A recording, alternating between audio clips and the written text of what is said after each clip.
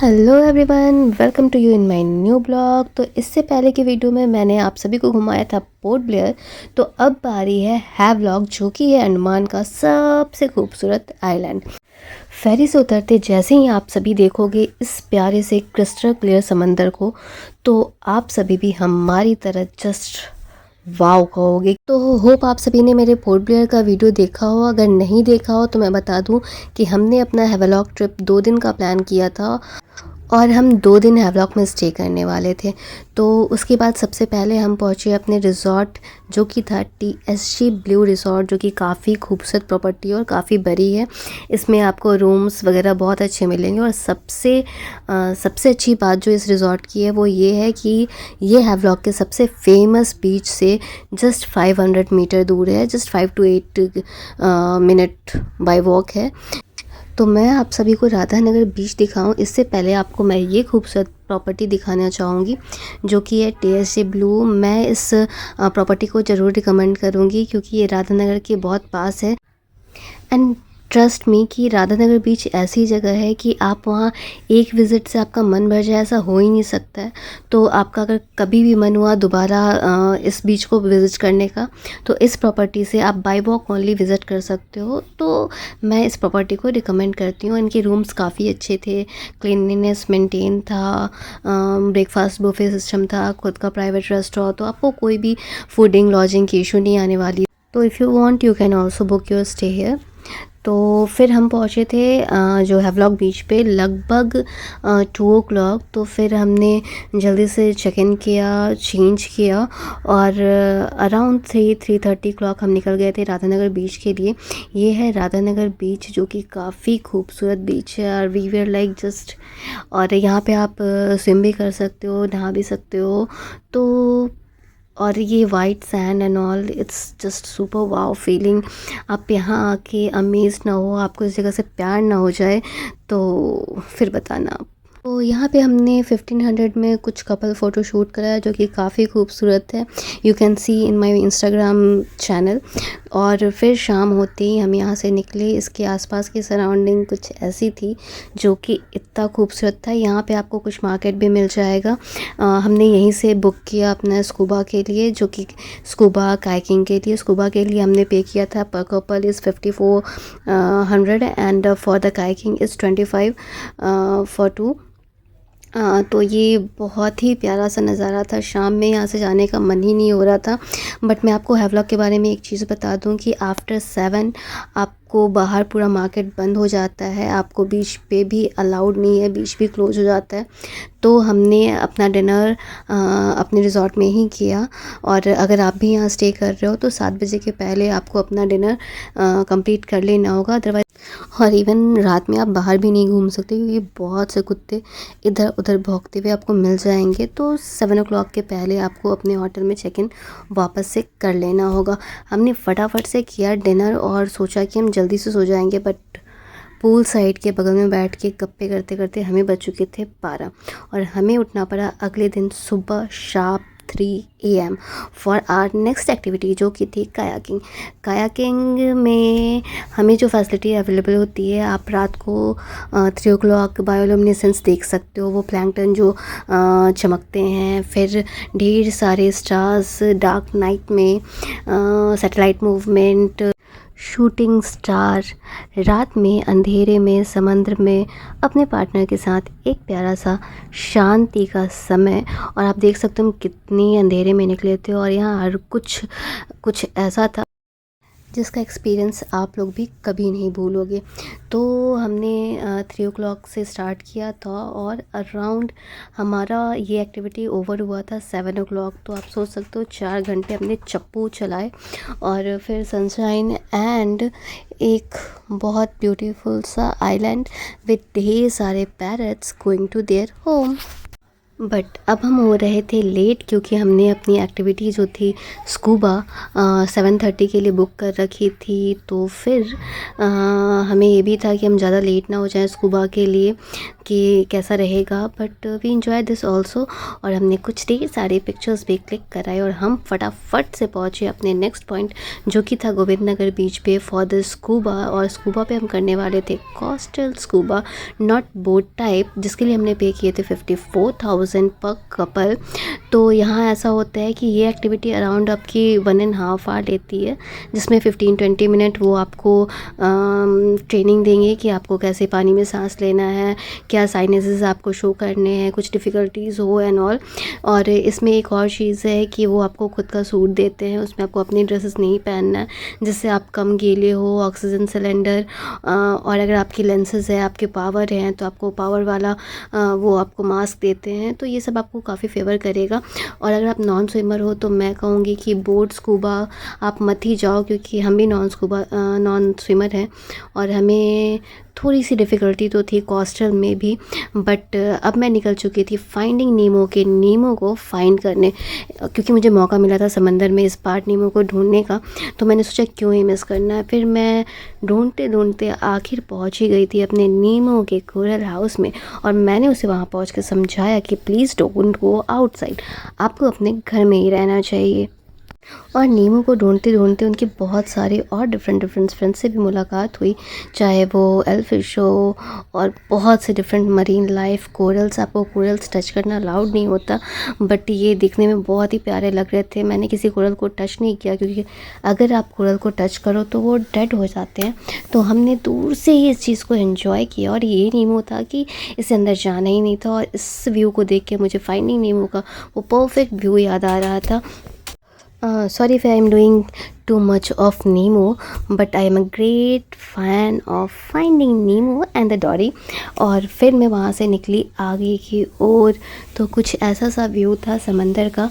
मैं आपको ये समंदर इसलिए दिखा रही हूँ कि वो फ्रेंड जो स्कूबा नहीं कर पाए हों या जो नहीं कर सकते, उनको एटलीस्ट ये व्यू का मज़ा तो मैं ज़रूर दे सकूँ। और ये सिल्वर फिशेस देवर लाइक, कैमरा में तो ये परफेक्ट कैप्चर नहीं हो रहे, बट जब इन्हें देखा तो आई वॉज कि वाव। तो और मैंने इतनी जगह घूमी है, इतनी जगह कोस्टल एरियाज़ में गई हूँ, बट आपको अंडमान ज़रूर ही आना चाहिए। और अंडमान में मैक्सिमम स्टे आपका हैवलॉक और नील आइलैंड में होना चाहिए।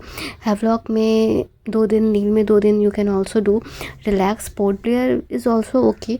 पोर्ट ब्लेयर में मुझे जो सबसे ज़्यादा पसंद आया वो सलवा जेल का नाइट शो था।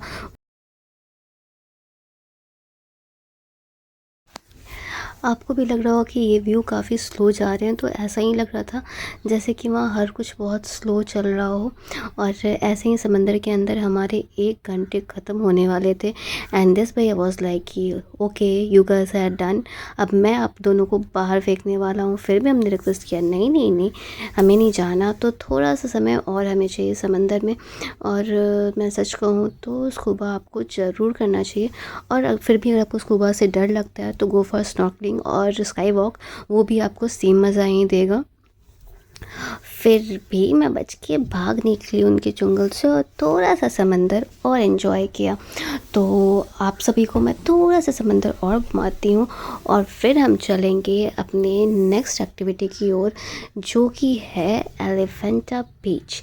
एलिफेंटा बीच जो है वो फेमस है for all kind of water sports. और यहाँ से निकलने के बाद हम थक चुके थे, क्योंकि हम रात के 3 बजे से जाग रहे थे और अब बज चुका था दिन का 9। तो हम फिर फटाफट से पहुँचे अपने होटल और हमने वहाँ चेंज किया, 3 घंटे रिलैक्स किया और 11:30 को हम निकल चुके थे फॉर द एलिफेंटा बीच। क्योंकि एलिफेंटा बीच भी बहुत खूबसूरत है और वहाँ हमें जाना था बाइक ट्रैकिंग। और ट्रैक करने में आपको 40 मिनट टू 1 आवर लगते हैं। और अगर आप पिक्चर खींचने के शौकीन हो तो आपको उससे ज़्यादा भी लग सकते हैं। और ये जो बीच है वो 3:30 में क्लोज़ हो जाता है, तो वाटर एक्टिविटीज़ आप नहीं कर पाओगे। तो हम फटाफट पहुँचे इन मैनग्रोव से होते हुए टू द एलिफेंट बीच। ये मैनग्रोव्स वो हैं जो सुनामी में बर्बाद हो गए थे। मैनग्रोव्स ट्री सी के नज़दीक आपको ज़रूर मिलता है, क्योंकि इनका बेसिक फंक्शन होता है कि वहाँ की मिट्टी को पकड़ के रखना और ये सुनामी वगैरह से प्रोटेक्ट करना। सो मैनग्रोव्स ट्री को काटना, हर्ट करना, नुकसान पहुँचाना इस बैंड आप यहाँ बोट से भी आ सकते हो और ट्रैकिंग से भी। हमने ट्रैक चुना था और ट्रैक के लिए आपको एक गाइड बुक करना पड़ेगा जो 500 या 600 आपको चार्ज करते हैं और आपकी सारी एक्टिविटीज़ में हेल्प कराते हैं। तो हमने यहाँ पे किया था वाटर बाइक और हमारे पति देव ने किया था स्नॉर्कलिंग, ऑक्टोपस राइड और भी 1-2 टाइप की एक्टिविटीज़ हमने की थी यहाँ पे। ये है स्नॉर्कलिंग और स्नॉर्कलिंग स्कूबा से थोड़ा इजी होता है क्योंकि इसमें आपको ऑक्सीजन सिलेंडर सांस लेने का वैसा कुछ कॉम्प्लिकेशन नहीं होता है और आप एलिफेंट बीच में उससे ज़्यादा फ्रेश कोरल्स और ज़्यादा कलरफुल मरीन लाइफ देख सकते हो। तो अगर आप स्कूबा नहीं कर पा रहे हो या नहीं कर सकते हो या आपको कुछ भी डर है तो आप स्नॉर्कलिंग मिस मत करना या स्काई वॉक मिस मत करना। तो ये था कुछ खूबसूरत सा सीन और ये एक प्यारी सी मछली, ढेर सारी मछली और सारी मछली।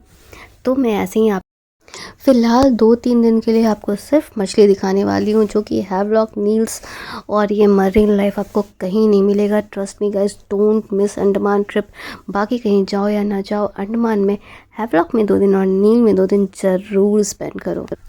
हम पहुँचे थे एलिफेंटा थोड़ा लेट, जो कि था 1:30 PM, जो कि एलिफेंटा बीच के लिए काफ़ी लेट है। अगर आप ट्राई करो तो 3:30 तक आप बहुत सारी वाटर एक्टिविटीज़ नहीं ले पाओगे और ना कर पाओगे। लास्ट में आपको फ़ोटो वगैरह कलेक्ट करने में भी इशू आएगी क्योंकि बीचेस वगैरह वो बंद कर देते हैं। 3:30 में सारी एक्टिविटीज़ बंद हो जाती है और क्योंकि हमने रेस्ट कर लिया था 3 आवर्स के अराउंड, तो हम थोड़े लेट थे। आप कोशिश करो कि आप 11:30 तक यहाँ पहुँच जाओ any how, but trust me कि ट्रैकिंग का जो रूट था वो काफ़ी अच्छा था, आप एंजॉय करोगे। और एक दिन में हमने किया था कायाकिंग, स्कूबा और एलिफेंट बीच, जो कि for that day is too much. और फिर हमें आज उठना था अर्ली मॉर्निंग 5 o'clock क्योंकि हमें पहुंचना था सबसे खूबसूरत सनराइज़ पॉइंट पे, जो कि है काला पत्थर बीच ऑफ हैवलॉक। काला पत्थर बीच अपने सनराइज़ के लिए बहुत फेमस है, तो हम वहाँ थे और हम इस चीज़ को मिस नहीं कर सकते थे। तो हम उठे अर्ली मॉर्निंग फिर से और पहुँचे इस खूबसूरत से व्यू के लिए टू द काला पत्थर बीच।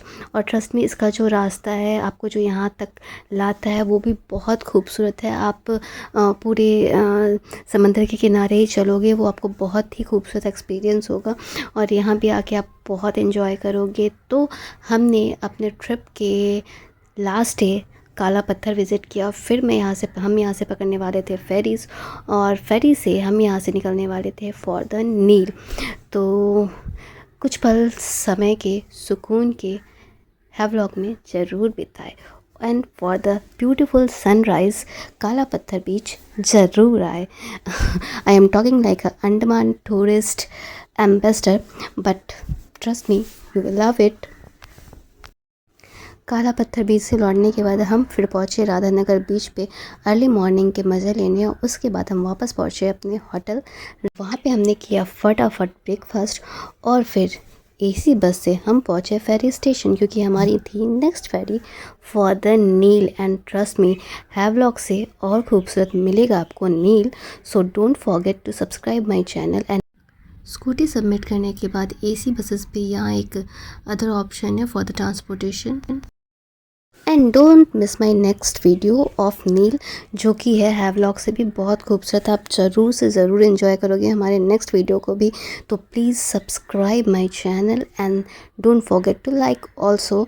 तो ये था हैवलॉक का फेरी स्टेशन जहाँ फिशेस आपको बहुत से दिखेंगे और इन फिशेस को देखते देखते हम लोग फुल टैन हो चुके थे। तो don't miss putting your sunscreen also in Havelock and Neil, क्योंकि उसके बाद जो टैनिंग होती है it is not going to get over for over a month. तो तब तक के लिए see you, tata, bye bye, see you in my next blog जो कि है नील पे। तो फिर मिलती हूँ मैं आपको फटाफट से अपने नील टूर पर। और प्लीज़ मेरे चैनल को सब्सक्राइब करना ना भूले फॉर दिस खूबसूरती and this kind of wonderful videos of mine. And keep travelling, love या, बाय बाय, टाटा।